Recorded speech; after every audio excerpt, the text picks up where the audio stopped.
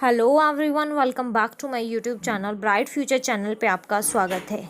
जैसा कि आपको लास्ट वीडियो में बताया गया था DSSB-PRT के बारे में, जिसमें आपको पूरा एग्ज़ाम पैटर्न एंड सिलेबस दिया गया था। तो आज हम जनरल अवेयरनेस की फर्स्ट वीडियो बना रहे हैं। आज की क्लास में हम जनरल अवेयरनेस के बारे में पढ़ेंगे।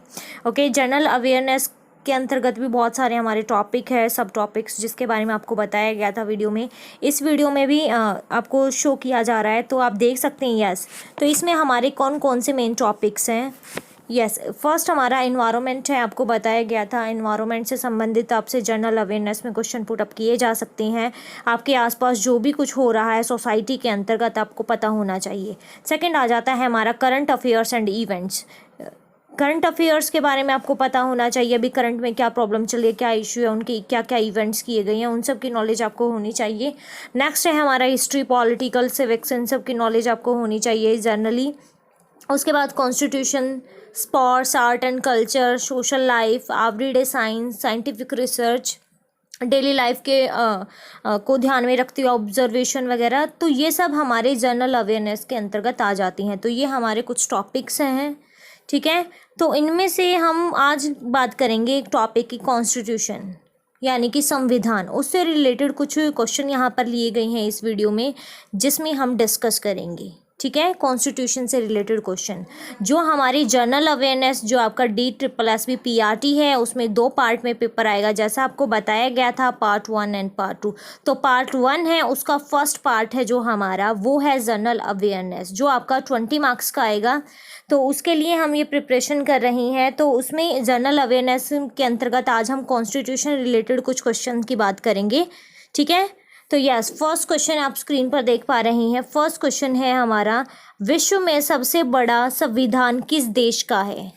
आपको बताना है वर्ल्ड में, पूरे, ये कुछ ध्यान से सुना, आपको विश्व की बात की गई है, पूरे विश्व में सबसे बड़ा संविधान किस देश का है। अमेरिका, भारत, ब्रिटेन या फ्रांस। 4 ऑप्शन आपको दिए गए हैं, इनमें से सबसे बड़ा संविधान किस देश का है। यस, अब बताइए आंसर। तो इसका करेक्ट आंसर हमारा क्या होगा? इसका करेक्ट आंसर होगा हमारा भारत। भारत का संविधान है वो सबसे बड़ा है, ठीक है, सबसे बड़ा लिखित संविधान है। इसमें जब ये संविधान बना था उस टाइम पे भारत के जो संविधान था उसमें 395 आर्टिकल्स थे, हमारे अनुच्छेद थे, ठीक है। और उस टाइम पे 8 अनुसूचियां थी हमारी। लेकिन अगर हम उसके बाद बात करें, उनमें जो चेंजेस हुई हैं समय के अनुसार, उनमें कुछ बदलाव हुए हैं। अब वो हमारे जो आर्टिकल है, अभी वर्तमान की बात करें, वो बढ़कर 470 हो गई हैं। अभी 470 आर्टिकल्स हैं हमारे संविधान में। और जो हमारी अनुसूचियां हैं वो अब 12 अनुसूची हो गई है, 12 अनुसूचियां हो गई है, ठीक है।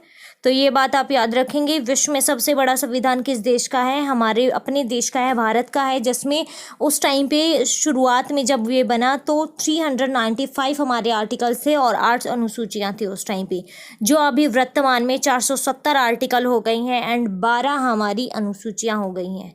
ओके, तो ये आपका क्लियर हुआ। उसके बाद है हमारा next question, question number 2। Question number 2 में क्या कहा गया है? यस, क्वेश्चन नंबर 2 है हमारा, प्रथम केंद्रीय विधानसभा का गठन कब किया गया था? सबसे पहली केंद्रीय विधानसभा के गठन की बात हो रही है यहाँ पर।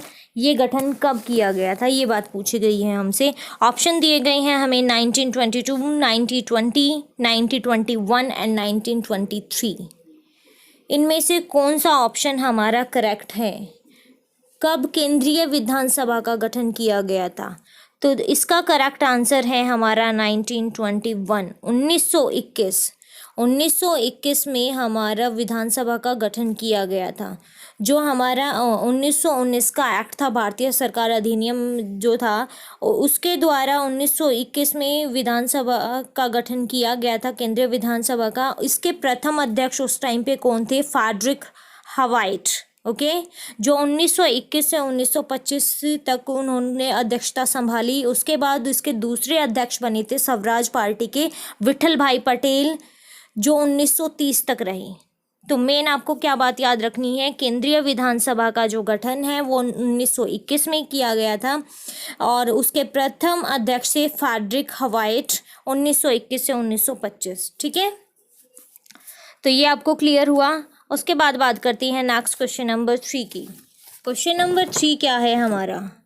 यस, क्वेश्चन नंबर 3 है हमारा, भारत की संविधान सभा किसके कहने पर बनाई गई थी? भारत की जो संविधान सभा थी वो किसके कहने पर बनाई गई? तो फर्स्ट है हमारा केवल प्लान, सेकंड है option Cripps mission, third cabinet mission, fourth आस्क्ड ऑफ। तो बताएं किसके कहने पर संविधान सभा है वो बनाई गई थी? यस, इसका करेक्ट आंसर है हमारा कैबिनेट मिशन, जो 1946 में बनाई गई थी। ये आप याद रखेंगे, पूछा जा सकता है आपसे। जो भारत की संविधान सभा का गठन था वो कैबिनेट मिशन था, उसकी योजना के द्वारा करवाया गया था, जो हमें 1946 में जो प्रस्ताव था उसके तहत इसका सुझाव दिया गया था। जो ये हमारी संविधान सभा बनाई गई थी, ये हमारे संविधान के निर्माण के लिए बनाई गई थी कैबिनेट मिशन के द्वारा। ठीक है, ओके। उसके बाद है हमारा next question, question number 4, Bharat की संविधान सभा की प्रारूप समिति के अध्यक्ष कौन है? ये बात आपको ध्यान रखनी है, बहुत ही इंपॉर्टेंट क्वेश्चन है, काफ़ी कॉम्पिटिटिव एग्जाम्स में पूछा जा चुका है कि संविधान सभा की प्रारूप समिति के अध्यक्ष कौन थे। इसका करेक्ट आंसर है doctor Bhimrao Ambedkar. Doctor BR Ambedkar है जो इसके प्रारूप समिति के अध्यक्ष हैं। ओके। कुछ क्वेश्चंस में हमसे पूछ लिया जाता है कि भारतीय संविधान सभा के अध्यक्ष कौन है, तो बच्चे वहाँ पर मिस्टेक कर देते हैं, गलत कर देते हैं। आपको ध्यान रखना है, यस, आपको ध्यान रखना है कि जब आपसे प्रारूप समिति के अध्यक्ष पूछे तो डॉक्टर BR अम्बेडकर लगाना है आपको। अगर संविधान सभा के अध्यक्ष की बात की जाए तो उसके अध्यक्ष थे, जो 1946 की बात है ये भी, तो वो थे डॉक्टर राजेंद्र प्रसाद। ठीक है, जो हमारे प्रथम राष्ट्रपति भी थे। तो जब आपसे प्रारूप समिति के अध्यक्ष पूछेंगे तो डॉक्टर BR अम्बेडकर, वरना अगर आपसे डायरेक्ट संविधान सभा के अध्यक्ष पूछे तो डॉक्टर राजेंद्र प्रसाद। ठीक है, उसके बाद है हमारा नेक्स्ट क्वेश्चन, क्वेश्चन नंबर 5, भारतीय नागरिकता किसके द्वारा दी जाती है? जो भारतीय नागरिकता है विकास मंत्रालय द्वारा, राष्ट्रपति द्वारा, गृह मंत्रालय द्वारा या प्रधानमंत्री द्वारा, इनमें से किसके द्वारा हमें भारत की नागरिकता प्राप्त होती है? इसका करेक्ट आंसर है गृह मंत्रालय द्वारा। थर्ड ऑप्शन हमारा करेक्ट है। ओके। नेक्स्ट क्वेश्चन है हमारा, शासन की एकात्म पद्धति का लाभ है? अधिक अनुकूलनशीलता, दृढ़ राज्य, थर्ड जनता द्वारा अधिक सहभागिता, एंड लास्ट सत्तावाद की कम संभावनाएं। इसका करेक्ट आंसर आएगा, जब हम शासन की एकात्म पद्धति की बात करते हैं तो उसमें हमारा जो केंद्र होता है, जो सेंटर होता है, वो मेन होता है, जिसमें राज्य जो राष्ट्र है हमारा उसको सुदृढ़ता प्रदान की जाती है। दृढ़ राज्य इसका मेन आंसर होगा हमारा। शासन की एकात्म पद्धति यानी कि दृढ़ राज्य की बात की जाती है, उसमें उसका लाभ दृढ़ राज्य होता है। ओके। और उसके बाद है नेक्स्ट हमारा क्वेश्चन नंबर 7। क्वेश्चन नंबर 7 क्या है हमारा, दोहरी नागरिकता निम्न में से किसकी विशेषता है? दोहरी नागरिकता की बात की गई है यहाँ पर। दोहरी नागरिकता निम्न में से किसकी विशेषता है ये आपको बताना है। तो फर्स्ट ऑप्शन है एकात्म सरकार, सेकंड संसदीय सरकार, थर्ड संघीय सरकार, एंड फोर्थ राष्ट्रपति शासित सरकार। बताएं इसका करेक्ट आंसर क्या आएगा? यस, इसका करेक्ट आंसर है हमारा संघीय सरकार। थर्ड ऑप्शन करेक्ट है, संघीय सरकार। दोहरी नागरिकता यानी कि संघ और राज्य दोनों शामिल होती है संघीय सरकार के अंतर्गत। ये हमारी संघीय सरकार है। इसकी दोहरी नागरिकता की व्यवस्था कहाँ थी? अमेरिका में थी। अमेरिका की संघीय सरकार को दोहरी नागरिकता की व्यवस्था के नाम से भी जाना जाता है। ठीक है, ये पूछा जाए अगर आपसे कहाँ थी, किस देश में? अमेरिका में थी। और इसकी विशेषता क्या है? संघीय सरकार, जिसमें संघ और राज्य दोनों की बात की जाती है। एंड 8th क्वेश्चन है, भारत में एकल नागरिकता की अवधारणा अपनाई गई थी? इंग्लैंड से, कनाडा से, फ्रांसी से, US से? यस, ये फ्रांस आएगा, ये गलती से मिसप्रिंट हो गया। फ्रांस से, USA से। बताइए इनमें से कौन सा करेक्ट है ऑप्शन हमारा? इनमें से कौन सा ऑप्शन करेक्ट है हमारा? यस, भारत की एकल नागरिकता की अवधारणा इंग्लैंड से अपनाई गई थी। इंग्लैंड हमारा करेक्ट आंसर है इसका। इंग्लैंड की जो संवैधानिक व्यवस्था थी उसमें एकल नागरिकता की अवधारणा थी, जहां से भारत में इसको लिया गया था। ओके, उसके बाद है हमारा उसके बाद है हमारा नेक्स्ट क्वेश्चन नंबर 8 कंप्लीट हो गया है। क्वेश्चन नंबर 9 की बात करते हैं। अधिकार कर्तव्यों, फिर डैश दिया गया है, फिलिंग द ब्लैंक्स दिया गया है हमें। तो इस फिलिंग द ब्लैंक्स में हमें क्या करना है? अधिकार कर्तव्यों को बाधित करता है, में निहित है, को अनुदेशित करता है या का विरोध करता है। अधिकार के जो कर्तव्य हैं हमारे, यस बताएं। तो इसका करेक्ट आंसर आएगा अधिकार कर्तव्यों को अनुदेशित करता है। सी पार्ट है जी, हमारा करेक्ट आंसर है, अनुदेशित करता है। ओके, क्योंकि जो हमारी संविधान की बात है उसमें जो हमारे कर्तव्य दिए गए हैं उसमें हमारे अधिकारों को अनुदेशित फॉर्म में बताया गया, यानी संविधान और विधि की जब हम बात करते हैं वो हमारे अधिकारों की सीमा के बारे में, हमारे कर्तव्यों को पालन करने के बारे में हमें बताती है। इसलिए कहा जा सकता है कि जो अधिकार है वो कर्तव्यों को अनुदेशित। तो 9th का हमारा आंसर हुआ अधिकार कर्तव्यों को अनुदेशित करते हैं। उसके बाद आते हैं हम 10th पार्ट पर। 10th हमारा क्या है? संविधान का निम्नलिखित में से कौन सा अनुच्छेद मौलिक कर्तव्यों से संबंधित है? अनुच्छेद 39 ग, अनुच्छेद 51 क, अनुच्छेद 29 ख एंड लास्ट है हमारा ऑप्शन उपरोक्त में से कोई नहीं। इनमें से एक ऑप्शन आपको बताना है कौन सा करेक्ट है। तो इसका करेक्ट ऑप्शन आएगा हमारा 51 क। जो हमारा बी पार्ट दिया गया है ये हमारा करेक्ट आंसर होगा। जो हमारे मूल कर्तव्य हैं संविधान के वो भाग 4 में बताए गए हैं। ये बात आप याद रखेंगे, पूछा जा सकता है। भाग 4 है उसके क्या पार्ट में इनके बारे में डिस्कशन किया गया है, उनकी बात की गई है, जो अनुच्छेद 51 क के रूप में शामिल है। ठीक है, भाग 4 क के अनुच्छेद 51 क के रूप में शामिल है। Okay, yes. उसके बाद है हमारा क्वेश्चन नंबर 11। निम्नलिखित में से किस देश का अलिखित संविधान है? ये बताना है हमें, अलिखित संविधान किस देश का है? UK, USA, Bharat, Pakistan. तो इसका हमारा करेक्ट आंसर होगा यूके। यूके है जो हमारा उसका अलिखित संविधान है, जो वहाँ पर उनकी संसदीय परंपराएं हैं उनके आधार पर ही शासन होता है। और जो ऑप्शन दिए गए जैसे यूएसए, भारत, पाकिस्तान, इनका अपना खुद का लिखित संविधान है। तो इसका करेक्ट आंसर होगा हमारा यूके। उसके बाद है हमारा क्वेश्चन नंबर 12। हमारे संविधान की प्रस्तावना में उल्लेख नहीं है। किसका उल्लेख नहीं है ये आपको बताना है। फर्स्ट ऑप्शन दिया गया है हमें न्याय का, सेकंड है हमारा भाईचारे का, थर्ड वयस्क मताधिकार का एंड लास्ट प्रतिष्ठा की समानता का। बताएं क्या करेक्ट आंसर आएगा हमारा। यस, इसका करेक्ट आंसर है हमारा वयस्क मताधिकार का। हमारे संविधान की जो प्रस्तावना है उसमें हमारे वयस्क मताधिकार के बारे में कोई डिस्कशन नहीं किया गया, उसके बारे में कुछ नहीं बताया गया है। ठीक है, तो बाकी हमारे न्याय की बात की गई है, उसमें भाईचारे की बात की गई है, प्रतिष्ठा के समानता की भी बात की गई है।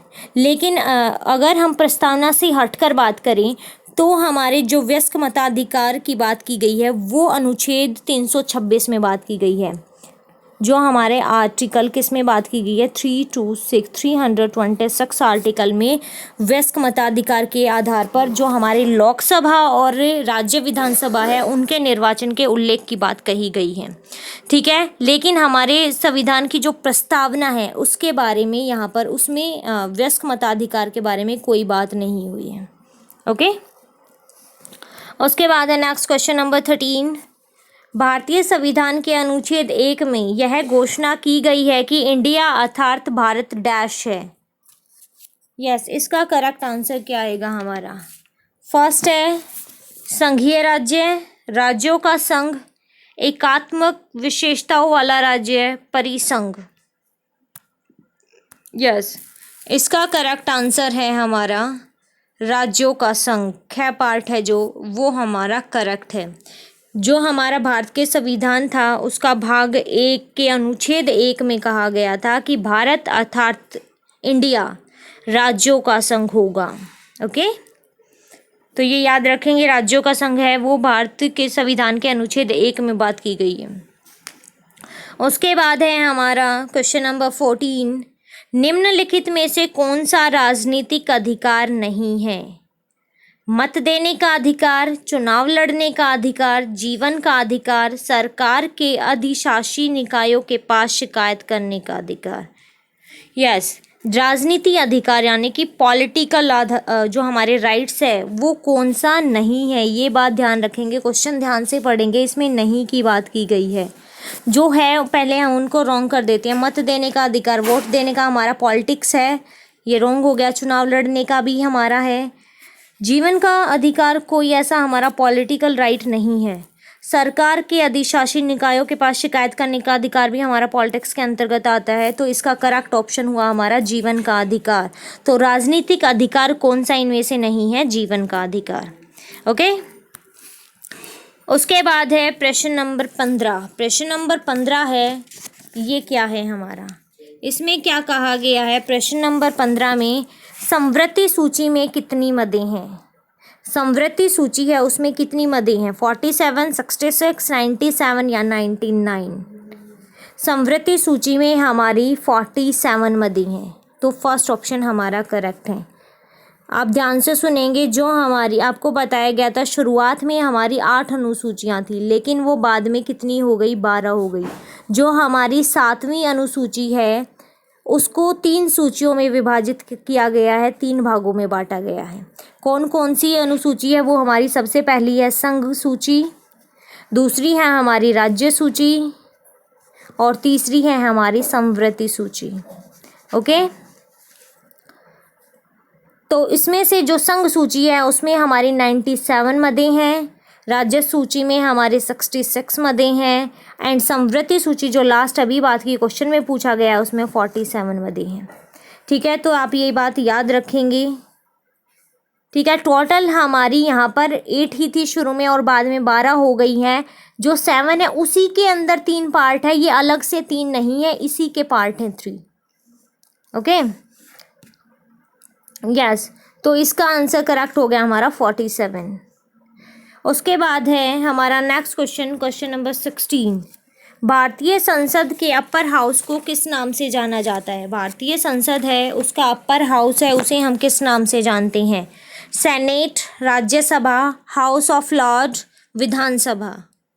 तो इसका करेक्ट आंसर है हमारा राज्यसभा। भारतीय संसद का जो अपर हाउस है उसे राज्यसभा के नाम से जाना जाता है, जिसमें हमारे राष्ट्रपति, राज्यसभा और लोकसभा ये सभी उसके भारतीय संसद के हमारे अंग हैं, जिसमें राज्यसभा को उच्च सदन और लोकसभा को हम निम्न सदन कहते हैं। आपको पता होगा ये। ठीक है, तो उच्च सदन यानी कि अपर हाउस की यहाँ पर बात हो रही है, तो ये हमारा राज्यसभा हो गया। अगर लोअर हाउस की बात की जाए, निम्न सदन की, तो वो क्या होगा? हमारा लोकसभा हो जाएगा। ठीक है, जैसे ये आपको क्लियर हुआ। उसके बाद है नेक्स्ट एंड लास्ट क्वेश्चन हमारा, क्वेश्चन नंबर 17। NIC का अध्यक्ष कौन है? सबसे पहले आपको पता होना चाहिए NIC क्या होता है। NIC बताएं। NIC यानी कि नेशनल यूनिटी काउंसिल। ठीक है, राष्ट्रीय एकता परिषद।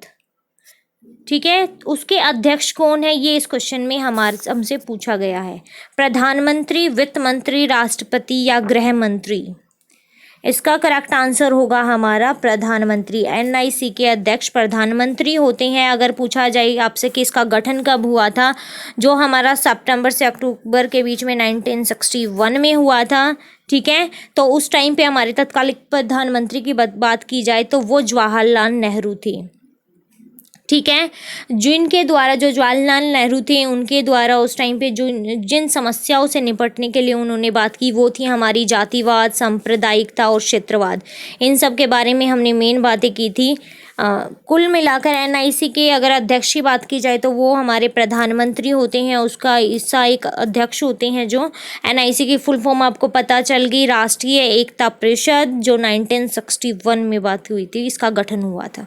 ओके, तो आज की क्लास में हम इतना ही करेंगे। होपफुल आपको आज की वीडियो अच्छे से समझ आई। अगर आपको वीडियो अच्छी लगी तो लाइक ज़रूर करें, अधिक से अधिक शेयर करें एंड सब्सक्राइब करें हमारे चैनल को।